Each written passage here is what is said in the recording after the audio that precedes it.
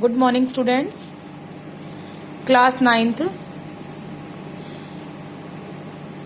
Geography की book हम कर रहे हैं, जिसमें चैप्टर 4 हमने स्टार्ट किया हुआ है क्लाइमेट, और इसकी 4th नंबर पार्ट है या 4th वीडियो है इस चैप्टर की। हम एक बार रिवाइज कर लें कि पीछे हमने क्या किया है या पिछली वीडियोस में हमने क्या डिस्कस किया है। Let's start the continue. पीछे जो वीडियो थी बेटा, फर्स्ट वीडियो में हमने कीवर्ड्स को डिफाइन किया था, and up to next video में हमने क्लाइमेट के बारे में पढ़ा था, वेदर के बारे में पढ़ा था और मॉनसून के बारे में किया था। अगर आपको पता है तो हमने इन चीजों के बारे में किया था। और उससे नेक्स्ट वीडियो में हमने इस पैराग्राफ से राजस्थान का और इनके जम्मू कश्मीर के टेम्परेचर के अकॉर्डिंग हमने देखा था। हमने ये सब चीजें देखी थी कि कंपैरिजन किया था अलग अलग तरीके से, समर में विंटर में किस तरीके का कंपैरिजन होता है। और उससे नेक्स्ट जो था वो हमने किया था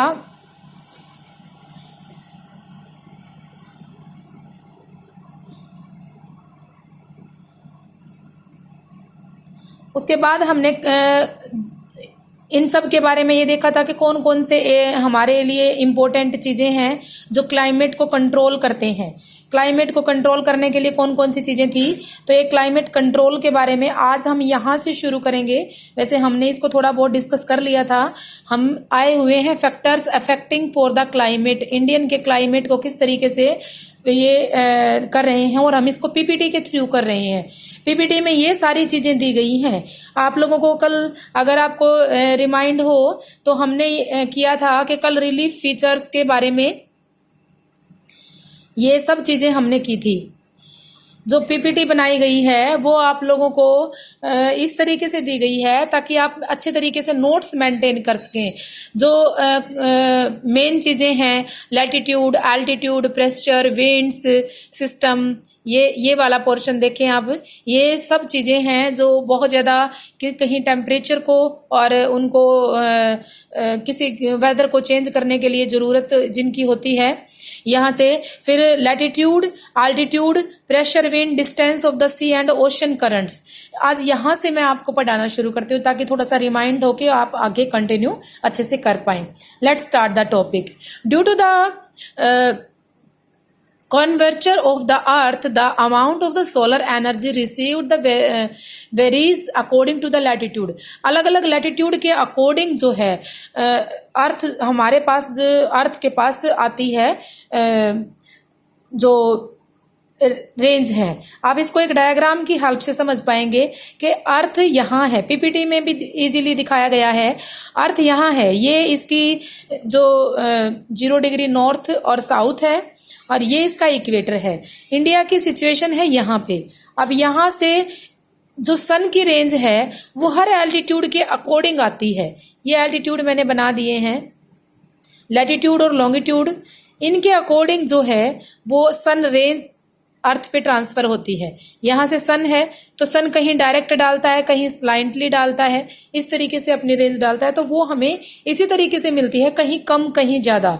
तो जिसके अकॉर्डिंग हमें ये होता है कि कैसा एल्टीट्यूड हमारे पास है। लैटिट्यूड और एल्टीट्यूड, प्रेशर और wind system of any area depend on the latitude and altitude of the place. Pressure और विंड्स भी उसी तरीके से हमें मिलेंगी। Thus it is influence of the temperature and rainfall pattern. The sea extend the moderating influence on climate as the distance from the sea increase the moderating the influence decreases and the people extend the extreme weather condition। जो समुद्र के दूर है, अब मुंबई, गुजरात, महाराष्ट्र समुद्र के पास है, तो वहां के जो क्लाइमेटिकल चेंज हैं वो हम हरियाणा और पंजाब से बिल्कुल डिफरेंट है। तो समुद्र से दूरी होने के कारण जो है वो क्लाइमेटिकल चेंज जरूर होता है। और ओशन करंट्स जो है समुद्र के ऊपर से आने वाली हवाएं, जैसे अगर बे ऑफ बंगाल से हवाएं उठ रही हैं तो मेघालय में बहुत ज्यादा बारिश हो रही है, वो सबसे नजदीक एरिया पड़ रहा है, ठीक है। और हमारे पास आती आती शायद वो मानसून खाली हो जाए, राजस्थान में आते आते तो वो बिल्कुल ही खाली हो जाता है और वहां से ओशन करंट कुछ काम ही नहीं करते। तो ये सब चीजें वहां जरूरी होती है कि वार्म और कोल्ड करंट वहां से गुजर रहे हैं और वहां की क्लाइमेट को चेंज करने के लिए। ठीक है, पीपीटी में भी हम इसको करेंगे। और फाइनली रिलीफ जो है to place of the major role in the, मतलब कैसा है, हिली माउंटेन एरिया है, हॉट कोल्ड और हॉट विंड्स वहां कैसे जा रही हैं, कैसी प्रेस्पिरेशन या बारिश हो रही है, कैसा किस टाइप की चीजें वहां होंगी, उसी टाइप का वहां क्लाइमेट हो जाएगा। आगे है factors affecting in India Indian climate को, कौन कौन सी चीजें इंडियन क्लाइमेट को करती हैं। सबसे पहला है लैटिट्यूड।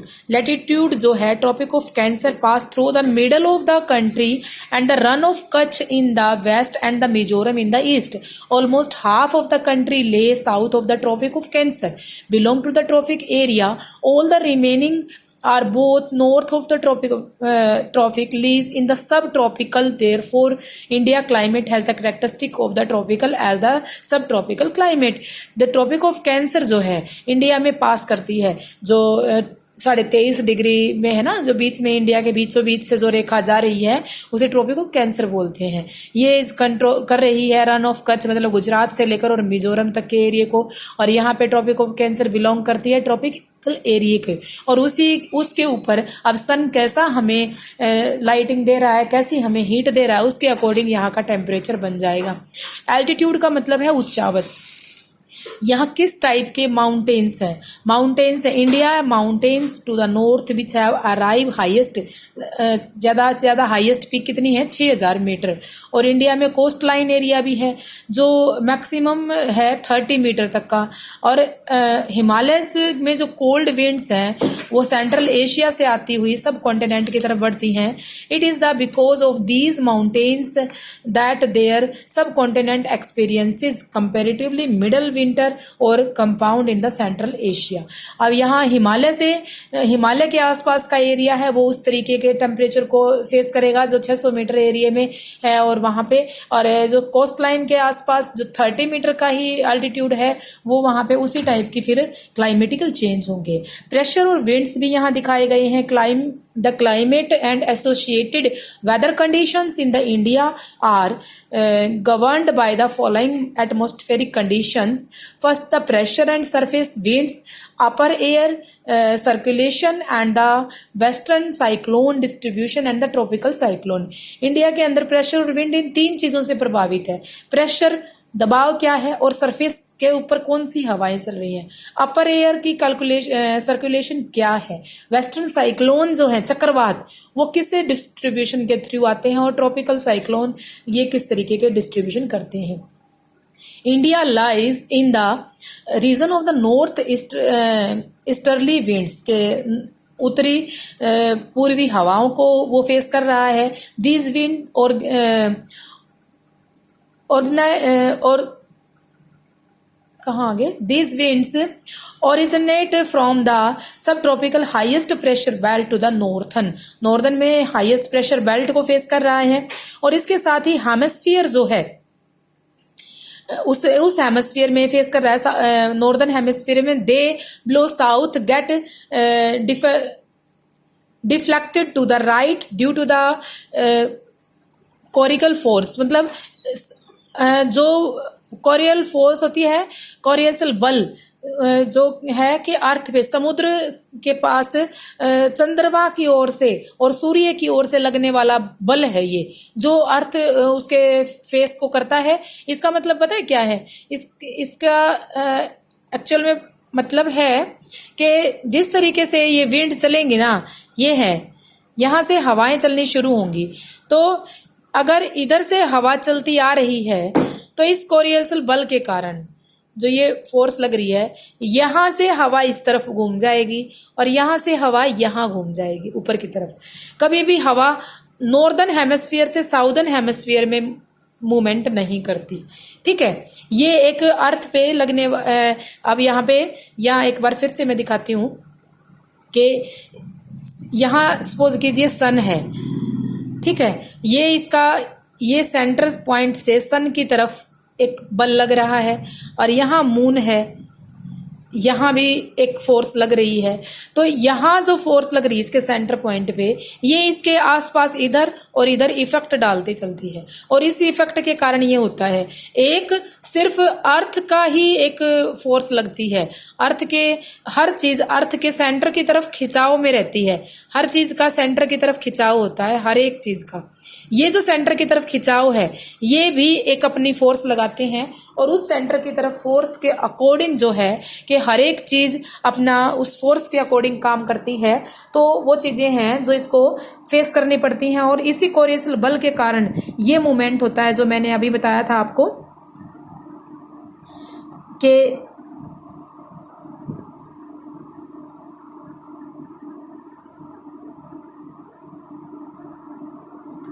ये जो बल बताया था कि जैसे ही इक्वेटर के आसपास से हवाएं इस तरीके से मोशन करेंगी, तो जो ये है नॉर्दर्न हेमिस्फीयर, नॉर्दर्न हेमिस्फीयर में हवाएं नॉर्थ की तरफ मुड़ जाएंगी, और साउदर्न हेमिस्फीयर में हवाएं साउथ की तरफ मुड़ जाएंगी।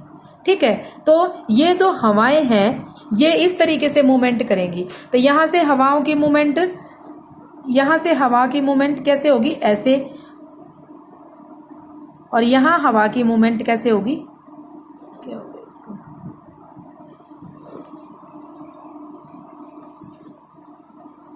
साउथ की तरफ। ठीक है, I think you understand it. Okay, let's continue.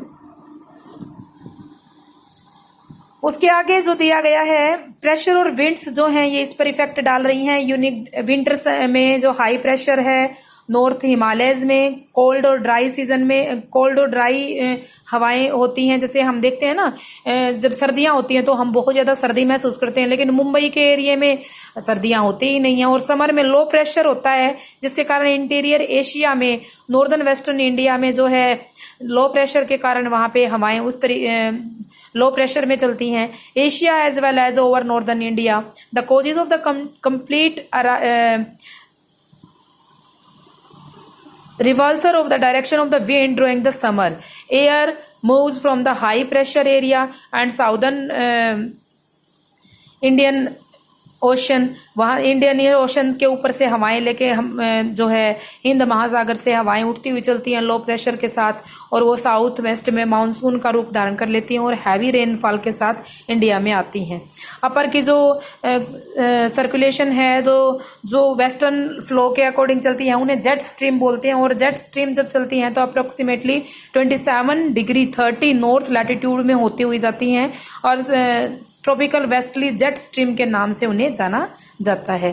Jet stream की क्वालिटीज यहां दी गई हैं, इसको आप एक बार देख लेना।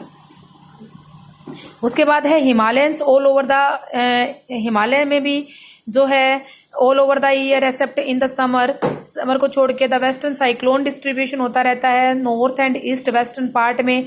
India broad the by the westerly flow in summer the subtropical western jet stream आती हैं, और अपार्टिंग मूवमेंट सन की मूवमेंट के कारण वहां हिमालय में जो है जेट स्ट्रीम का संचार होता है, और सब ट्रॉपिकल ईस्टर्ली जेट स्ट्रीम वहां होती हैं, जबकि अप्रोक्सीमेटली 14 डिग्री नॉर्थ में समर मंथ्स वहां हमें दिखाई देती हैं। वेस्टर्न साइक्लोन डिस्ट्रीब्यूशन का मतलब क्या है, यहाँ दिखाया गया है कि वेस्टर्न पश्चिमी साइक्लोन, पश्चिम की तरफ से जो साइक्लोन उठते हैं, चक्रवात उठते हैं मेडिटेरियन सी से होते हुए अक्टूबर के महीने में, अक्टूबर और नवंबर के महीने में बहुत बड़े बड़े तूफान उठते हैं, जिन्हें वेस्टर्लिन साइक्लोन बोला जाता है। इन साइक्लोन्स का बहुत ज़्यादा असर पड़ता है कि वो एरिया जो है उसमें, जैसे अब यहाँ आया था गुजरात में नहीं, उड़ीसा में, वेस्ट बंगाल में जो भारी तूफान आते हैं, बारिश आती है ना, वो उन्हीं साइक्लोन के कारण आती है। ठीक है, इंडियन मॉनसून का हम नेक्स्ट क्लास में करेंगे। अभी हम एक बार पीपीटी के थ्रू और देख लेते हैं इस चैप्टर का, जहां तक हमने किया है। Factors affecting in the climate दिया गया था। फैक्टर्स अफेक्टिंग क्लाइमेट में latitude, altitude, relief features, distance from the sea. एक बार हम पीपीटी के थ्रू इनको देखते हैं। लैटिट्यूड दिखाया गया है। अब यहां से आप देखें, latitude is the distance of the place lies northern और the southern on the equator and it measured by and imaginary line called line of latitude. ये लाइन ऑफ लैटिट्यूड लगाई गई है। बीच वाली सेंटर लाइन है, इक्वेटर है, और इसके ऊपर जितनी भी सीधी सीधी लाइनें लगी हैं ये सारी क्या हैं, लैटिट्यूड्स हैं। इन लैटिट्यूड्स के कारण जब भी लैटिट्यूड्स आते हैं, लगते हैं, तो देखो ये 0 डिग्री चला हुआ है, 0 डिग्री, 30 डिग्री, 60 डिग्री, 90 डिग्री। अब सन की रेंज है ना उसी तरीके से यहाँ पे तिरछी दिशा में आती हैं, तो मौसम टेम्परेचर अब इक्वेटर के पास सीधी आएंगी तो गर्मी ज्यादा होगी, 30 डिग्री के पास से 60 डिग्री तक तिरछी पड़ेंगी तो कम होगी, कभी सर्दी कभी गर्मी का मौसम चलेगा। और 90 डिग्री तक जाते जाते ये क्या हो जाएगा कि बारिश, वहां पे सूर्य की लाइट आती ही नहीं है। नेक्स्ट इंडिया की सिचुएशन देखो। अब ट्रॉपिक ऑफ कैंसर लैटिट्यूड में दिखाया था ना, अभी बता रही थी मैं, इक्वेटर के ऊपर लैटिट्यूड ऑफ कैंसर किस तरीके से इसको क्रॉस करती हुई जा रही है। ठीक है, उसके बाद दिखाया गया बेटे latitude. A latitude increase in the intensity of the solar energy decrease due to the curvature of the earth and amount of the solar energy according to the latitude. अब यहाँ पे दिखाया था ना, ये अगर सन यहाँ हम बनाए, अगर सन की लाइट मैं बताती हूँ, यहाँ से मैं सन लाइट दिखा देती हूँ आपको। अब सन लाइट यहाँ है, यहाँ सन है, तो यहाँ सन की लाइट डायरेक्ट पड़ेगी, यहाँ तिरछी पड़ेगी, यहाँ जाएगी, और ये एरिया जो है इसमें सनलाइट कोई असर ही नहीं दिखाएगी। ठीक है, इसी तरीके से ये ऐसे जाएगी सनलाइट, तो जहां सनलाइट अपना असर दिखाती जा रही है, यहां सीधी पड़ रही है, तो इसका यहाँ पे ज्यादा इफेक्ट पड़ेगा। ठीक है, इस तरीके से बताया गया है। नेक्स्ट देखें, the India Tropic of Cancer pass through the middle of the country and the Rann of Kutch से और वहां तक almost country lie south of the Tropic of Cancer and belong to the tropic area, all the remaining area north of the tropic and lie, ये मैंने सब उसमें chapter में आपको पढ़ा दिया है। नेक्स्ट है tropical temperature and polar region. Tropical zone कौन सी है, 23.5 डिग्री नॉर्थ में, ट्रॉपिक ऑफ कैंसर से 23.5 डिग्री साउदर्न पोर्शन में है। Sun day in the almost intense of the temperature and low warm. जो ट्रॉपिकल जोन है, टेम्परेट जोन है, वो 23.5 डिग्री और 66.5 डिग्री नॉर्थ में, और बिटवीन 23.5 डिग्री और 66 डिग्री। अब ये चीजें जो हैं एक बार इस पीपीटी में देख लो तुम, यहां से देखो ये 66 और यहां से ये इस एरिया के बीच में, और यहीं से भी यहां पे भी, ये जो दोनों है ना, ये तो नॉर्थ में और ये साउथ में, ये साउथ में है और ये नॉर्थ में है। इस तरीके से वहां बताया जा रहा है आपको कि किस तरीके की यहाँ ये वाला ये पॉइंट के बारे में बात कर रही हूं मैं अभी, ये पॉइंट। ओके, उसके और ये पॉइंट भी, ये दोनों पॉइंट ही इसके अकॉर्डिंग है।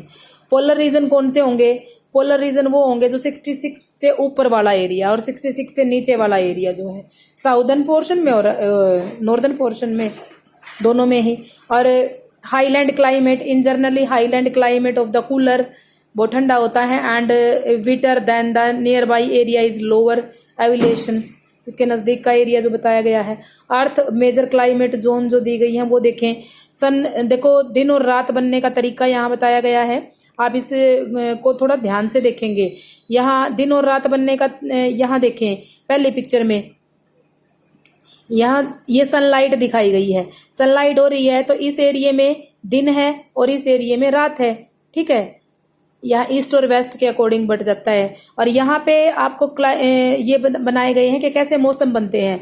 ये जो लाइट कलर दिया गया है ये वाला, यहाँ सूर्य की किरणें सीधी तो यहाँ गर्मी।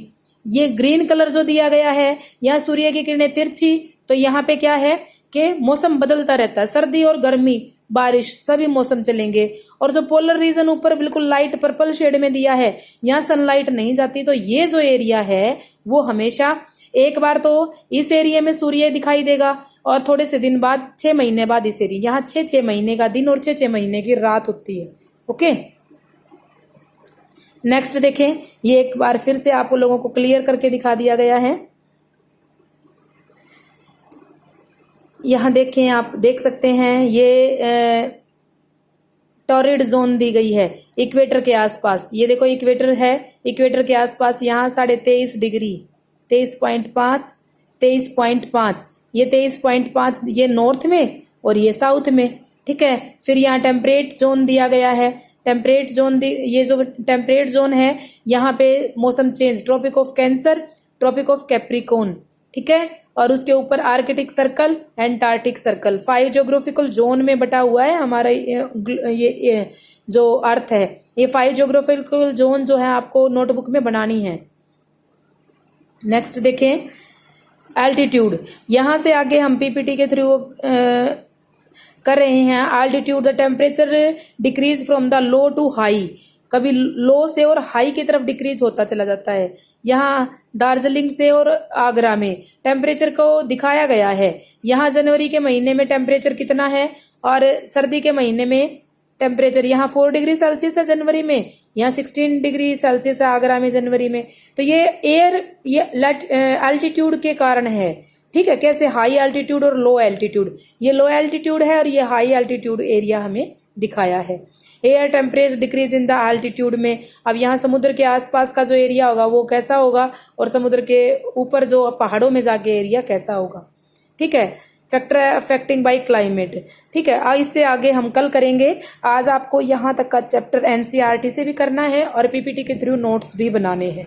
Okay, thank you, have a nice day.